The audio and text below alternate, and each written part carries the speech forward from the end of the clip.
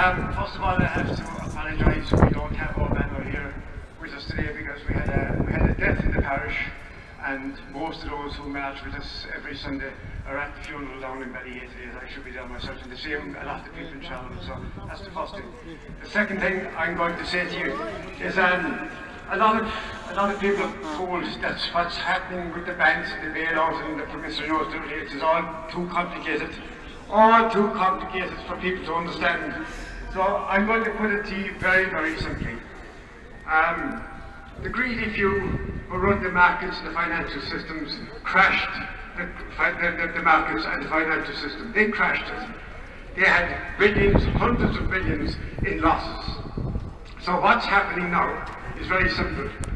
Our government, including this government, is forced to borrow from those very people who crashed the markets, hundreds of billions, which we then give to those people who crashed the markets, and thus transferring their debt onto our shoulders.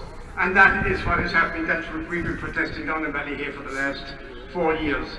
I don't know if you know this, but just before Christmas on December 23rd, our central bank took in 500 million euro and immediately destroyed it.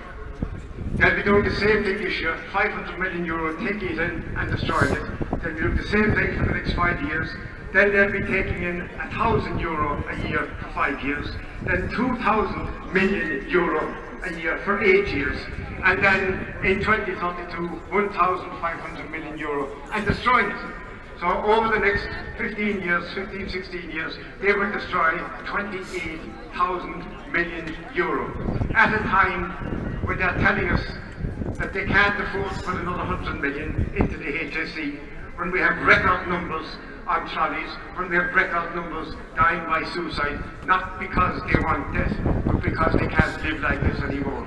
So what you're doing here in the water protest, what you're doing and what we are all doing in the water protest is hugely important. It is hugely important. This is not the thin edge of the wedge in privatisation, it's the fat edge of the wedge. Because when you control water, you control people's lives. We cannot let this happen. But when you're done with this fight, there is another fight, and that's the bigger fight, and that's against the bank bailout. And I'm going to finish off by inviting you all down to Ballyhea on March the 1st, which is 4 weeks from tomorrow, when we're not celebrating 4 years. There's nothing to celebrate, but we will be marking, it's a significant date for us, 4 years of continuous weekly protest.